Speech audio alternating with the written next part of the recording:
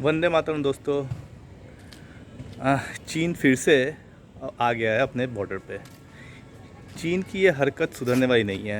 हमारे जो देश के पत्रकार जन हैं और जो मीडिया कर्मी हैं वो बड़े ही उत्साही हैं, बड़े ही आशावादी है और उनको लगता है कि चीन एक बार 2 किलोमीटर पीछे चला गया तो भाग गया। और दिन भर न्यूज़ चैनल्स पे चलते रहते हैं कि चीन पीछे भाग गया, डर गया, मोदी जी से डर गया। देखिए, ऐसा नहीं है। चीन एक तानाशाह देश है, उसके बहुत ही ज़्यादा महत्वाकांक्षाएँ हैं। उसका इतिहास भी वैसा है कि उसने देश या कहें कि दुनिया के सबसे बड़े जो भौगोलिक क्षेत्रों में से एक में राज किया है। और एक कालखंड था जब उन्होंने उन क्षेत्रों पर से अपना अधिकार भी खोया है। और इस कालखंड को चीन में एक काला कालखंड कहा जाता है, जब उन्होंने अपने क्षेत्र से, उन भौगोलिक क्षेत्रों से अपना अधिकार खोया था। तो अब ये क्या करना चाहते हैं, ये चाहते हैं कि वो जो क्षेत्र है उन पर इनका अब फिर से दोबारा कब्जा हो जाए। और इसके लिए वो तरह तरह के प्रयत्न करते रहते हैं। आपने देखा कि ताइवान के साथ चीन के झगड़े हैं, हांगकांग के साथ झगड़े हैं, रशिया के साथ झगड़े हैं, इंडिया के साथ झगड़े हैं, तुर्कमेनिस्तान के साथ झगड़े हैं, कजाकिस्तान के साथ झगड़े हैं। दुनिया भर के तमाम देशों के साथ चीन के झगड़े चल रहे हैं। और वो इसलिए कि वो अभी भी इतिहास में जी रहा है। उनका सोच ये है कि इतिहास के वक्त जब राजा महाराजाओं का ज़माना था और उस समय जब चीन के पास जो उनके राजघराने की सत्ता जो थी, उनके पास पूरी उनकी जो जो भौगोलिक इकाइयाँ थी वो सब फिर से उनके पास आ जाए। लेकिन जो अब है कि समय का चक्र बदल चुका है और अब दुनिया विस्तारवाद की उन कालखंड से बाहर निकल चुका है। लोग या फिर कहें कि जो जनता है उनकी भी मानसिकता भिन्न भिन्न देशों में बदल चुकी है और जो सत्ता में है उनकी भी मानसिकताएं बदल चुकी हैं। अब लोग और सरकारें दूसरों के देश में कब्जा करने के बारे में सोचना छोड़ दिए हैं। ऐसे में चीन अभी भी वही पुरातन काल में जी रहा है। वो चाहता है कि जो भूखंड उनके हाथ से जा चुका है उनको फिर से वापस लाया जाए। आपने पीछे देखा कि उसने रशिया तक को ये कहा कि वहाँ का एक बहुत बड़ा भूभाग उनका है और वो भूभाग छोटा मोटा नहीं था। हमारे देश के राजस्थान और मध्य प्रदेश को अगर मिला दिया जाए, इतना बड़ा भूभाग उसने क्लेम कर दिया है। उसने पूरा ताइवान को क्लेम कर रहा है, हांगकांग पे कब्जा कर ही चुका है, तिब्बत पर 1962 में ही कब्जा कर लिया था, अक्साई चीन पे 1962 में कब्जा कर लिया।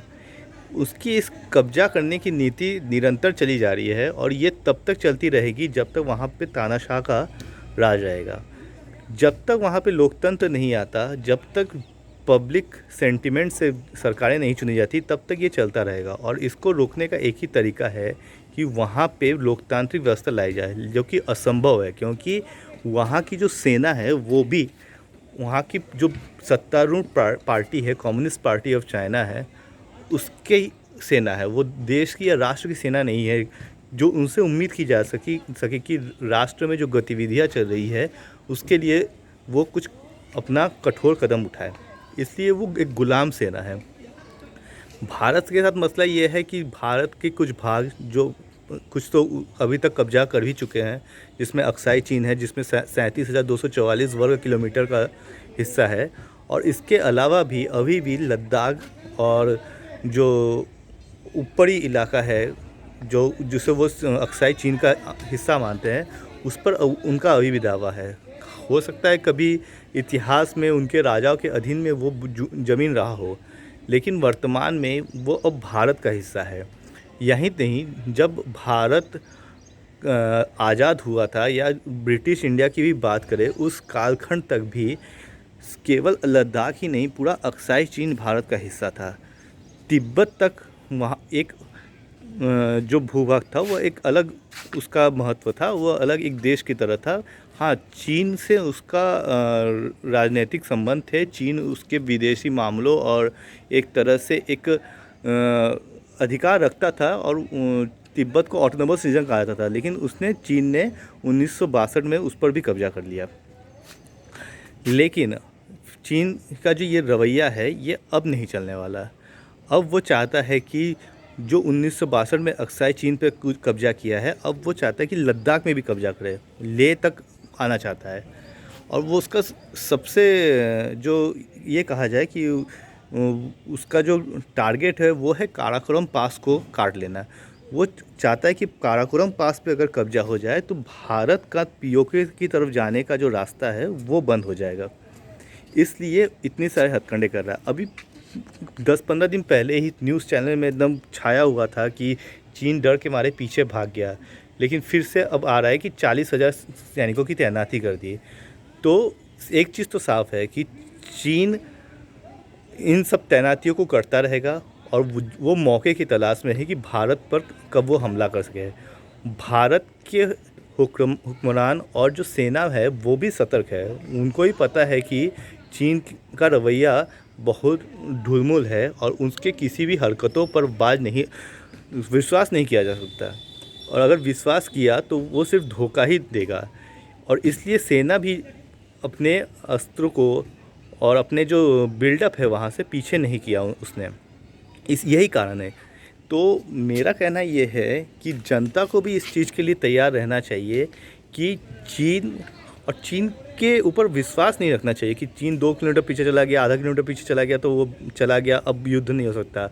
जनता को मानसिक रूप से युद्ध के लिए एकदम तैयार रहना चाहिए, क्योंकि चीन अनप्रेडिक्टेबल है, उस पर भरोसा बिल्कुल नहीं किया जा सकता है, वो नहीं जाएगा पीछे। और अगर आपको भरोसा करना है तो तभी भरोसा कीजिएगा जब चीन 50 किलोमीटर से भी ज़्यादा पीछे चला जाए, अपना बिल्डअप ख़त्म कर दे, अपने जो अस्त्र शस्त्र है वो अपने तोपों को तोपखानों में डाल दे। और अगर ऐसा वो नहीं करता है, वो अपने साजो सामान को युद्ध क्षेत्र में लगा के रखता है, तो इसका मतलब ये है कि वो खेल खेल रहा है। गलवान वैली से भी पीछे जाने का भी एक मकसद है कि गलवान वैली में नदी का स्तर जल स्तर जो था वो ऊपर जाने लगा है। इसलिए चीन ने 2 किलोमीटर पीछे गया है, लेकिन उसके बाद उसके पीछे नहीं गया है। तो जनता को भी तैयार रहने की ज़रूरत है। चीन चालबाज है।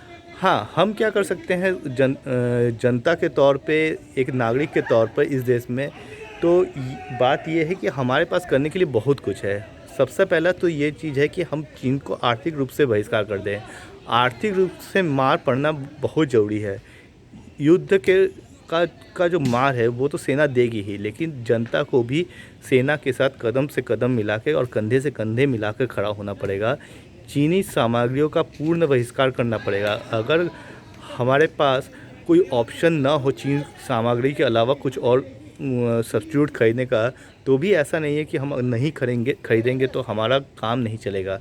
बिल्कुल हमारा काम चलेगा, लेकिन हमें सबसे पहले ये ध्यान रखना है कि देश सबसे बड़ा है, और अगर हम आज चीन के प्रोडक्ट्स को बहिष्कार करते हैं, उसको आर्थिक रूप से नुकसान पहुंचाते हैं, माफ़ कीजिएगा नुकसान पहुंचाते हैं, तो एक चीज़ ध्यान रखिएगा, इसका असर उनके सैन्य तैयारियों पर ज़रूर पड़ेगा। क्योंकि चीन की सैन्य ताकत का जो मूल ये है कि उसके पास पैसे बहुत ज़्यादा है सैन्य सामग्रियों पे खर्च करने के लिए।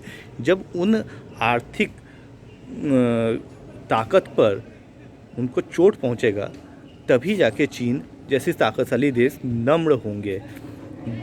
बाकी जनता जो है, जनता सेना के साथ हमेशा खड़ी रही है, आगे भी खड़ी रहेगी। बस आपको भी एक इच्छा शक्ति दिखाने की ज़रूरत है। दोस्तों, अगर आपको ये वीडियो पसंद आया तो लाइक और शेयर ज़रूर कीजिए, कमेंट बॉक्स में अपना राय ज़रूर लिखिए और चैनल को सब्सक्राइब करना बिल्कुल मत भूलिए।